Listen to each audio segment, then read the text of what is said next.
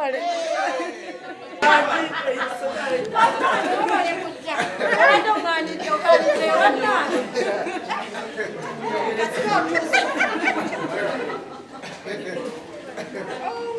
Oh, chichi Madam President, nga weewuunyiza kikususseeko. Of course. I don't want a baby shower, never to watch the kid. Oh my God. Savala bankugambye tugenda mu ka press conference. Rotary, you know what? Sorry, naye baliwo abakyala abatesitesi. So who did this?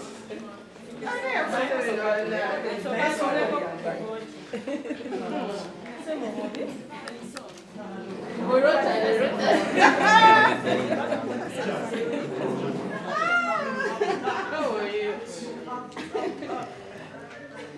This is so pretty. This is oh my God. What music in that? What music are you doing? What music you have to like? That's okay to put one. Can come here 1 minute.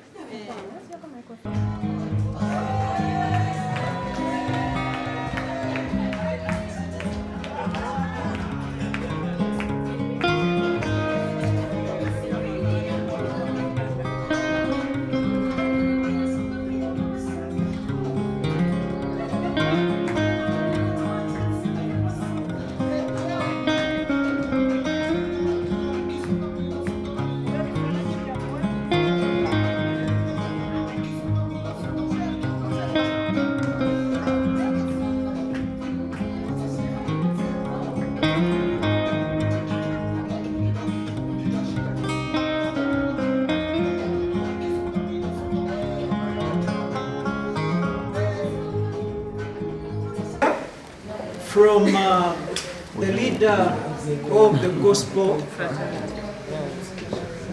Mariam Karamoja. Where is she? We're going to pray. Let's humble ourselves. Thank you, Jesus, for this time, oh God. We bless your name, oh God, for this celebration day, O King of Glory. Father, Lord, we bless your name. We honor you, Jehovah Jireh. We honor you, Ebenezer. We pray for this time, oh God. I acknowledge Jehovah, King of Glory, is a blessed day, Jehovah, that we are supposed to be here, King of Glory. I pray that, Jehovah, let your will be done in this place, Ebenezer. We thank you, Jesus, for this special day that you have granted unto us, oh Lord. We bless your name in Jesus' name. I do pray. Amen. Okay, thank you very much. So different women are contacting different people to make sure that this amazing surprise happens. Njagala okubeebaza nnyo the three women. God bless you so much. Mu butuufu omuntu waffe asurprisingibwa bulungi. Thank you very much. Thank you. Nekwegattako abakyala ab'enjawulo. My little sister here, sister boss lady. Leka bakulabe bulungi mumuteekemu ekitangaala mulabe bulungi. That one. That one. Kabulamu embaga eh? Ate nga kakubye. Talina kyagamba. Talina kyagamba. Wamma muwulirize eno, Madam President. So these ladies ne bateekamu amaanyi okulaba ng'ekintu kino kibaawo. Plus other people, Alan Tonix, Edgar, Uncle Jeff, Barbara, Ronnie, Dr. Ronnie, and Madam Anita from Union. So ne bagenda nga bapushinga ekintu kino. So once again, thank you very much. Ekintu ki happening. I'm glad I'm the vice to our president. I'm the only one who knows the gender of the baby.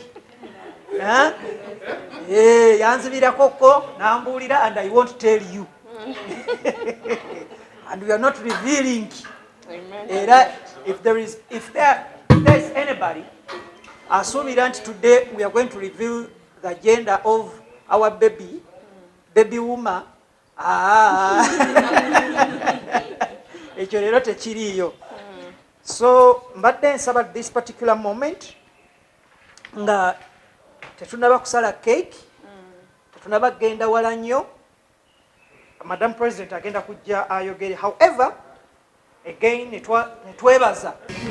Waiting for the D-Day, but thank you so much first and foremost.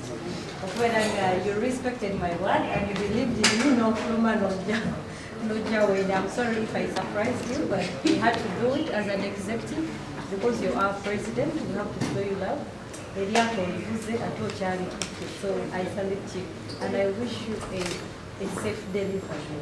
Nebaza Katonda ati sindi wali olunaku olwaleero ate nebaza n'ettiimu ekoze okulaba nti baleeta contribution okulaba nti kino kyapeninze kubanga nganze omuntu nakiraba nti pulezidenti waffe asaanidde okwagalwa kusinziira tayimu gyakoze eki gy'alimu kati netugamba munange naffe katumulage kola agende bulungi mu leba akomewo bulungi ng'ali safe era asobole n'okutambuza emirimu ey'okuyamba abayimbi fena tusobole okukolera wamu. Nebaza bonna abakabineeti ababaddewo bonna okunsapootinga kubanga abalala bandikikubye ne bagamba nedda naye balaze obumu. Madamu Fiina webale nnyo mwenna bajeefu ba boss lady bano bonna kino kyonna bano boolaba it is because they love you so much. Yes, that's why we are here. Thank you very much.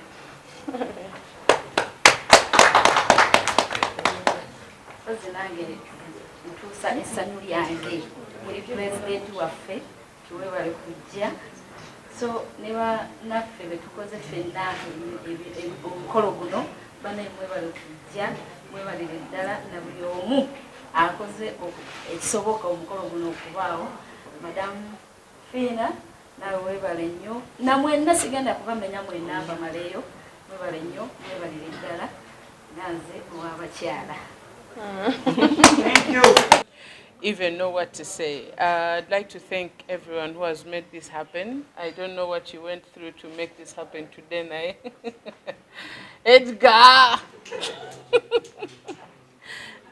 Leero we najjidde wano nazze nga nina obusungu bungi because leero saazukuse bulungi. I felt really heavy today. Then ne bankubira amasimu ne bangamba nti I have to come today. One thing that I know about my secretary, Madame Fiina, is that when she says something is serious, I know I have to get up and go to it because she's a no-nonsense lady. So when she said this is really serious and I need President to show up, nendaba nti nina okukola ki okujja. Naye nga njagala obeebaza mwenna waliyo abansurprisinze, especially from the team gye twali to from the opposition team during elections.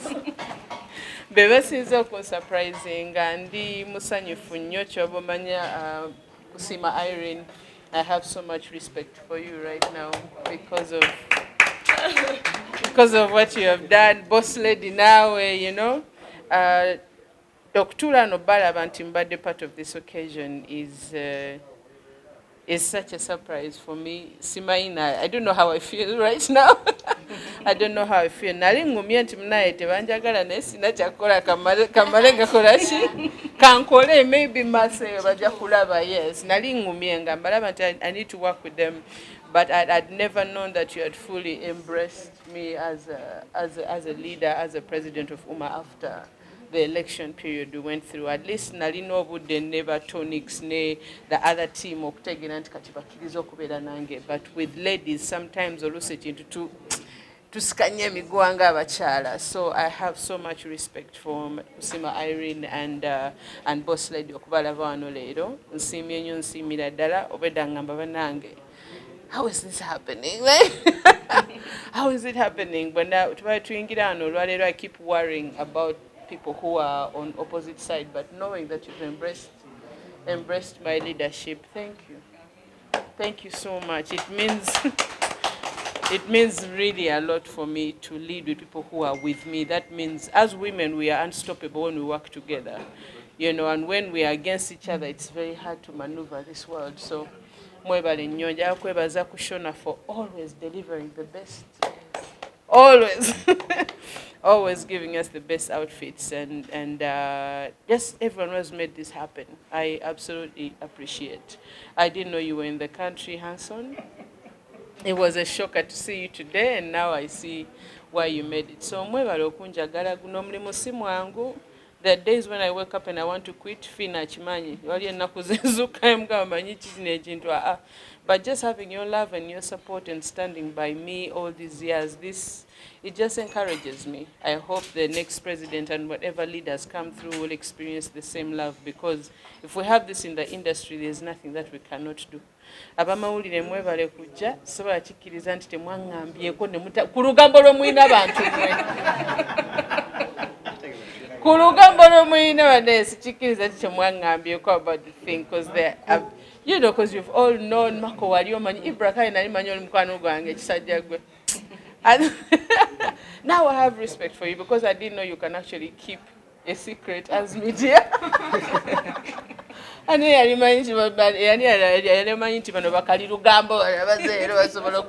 know, they can keep a secret. So, let me cut this short. Thank you for the team from Karamoja that is here. Thank you for coming. For those who understand that so Yala Manoi. It's really good to see everybody. The management at Rosaho for making this a beautiful event. The people who did the decor. But the family in Najigama to Gunomaka Saga baby shower, because we just had a baby shower last year. You know, so I was like, I'm having another baby within a year, so there's no point in giving me another baby shower. So I guess you guys didn't get the memo. I didn't want it, but I'm glad this has happened. Thank you. This is going to make delivery more fun and easier. I appreciate your love. Statement ya bridge. Yes.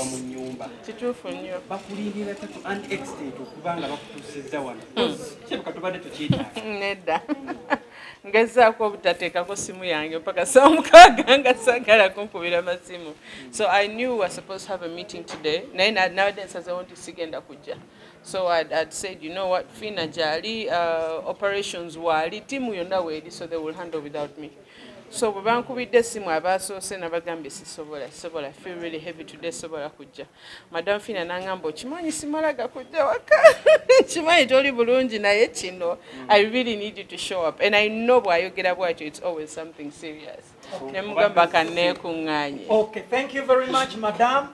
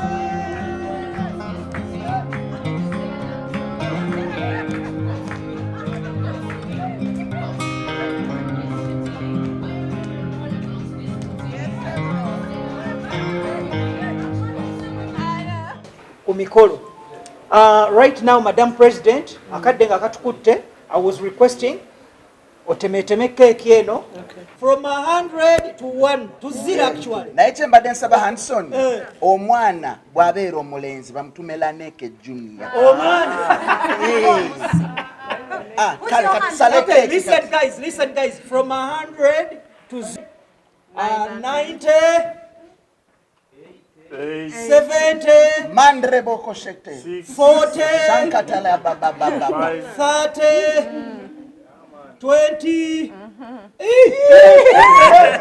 20 olwawo nnyo 6 5 and a half 0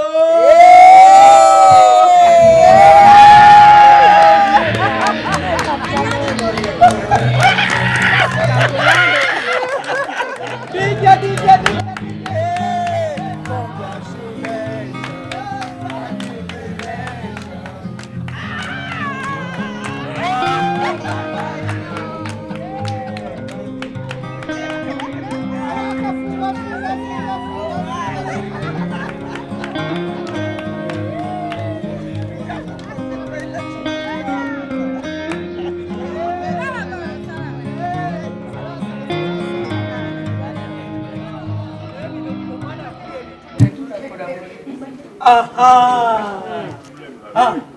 Akati will be coming here. No, you stay. Tutambuza mugole. No.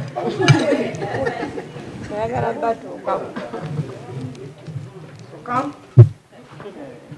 Members, it's better we use the other side. Eh?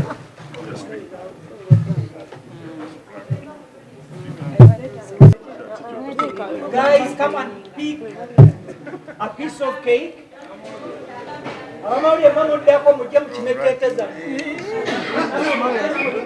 Come back later for big one. Members, come and pick. abamawulire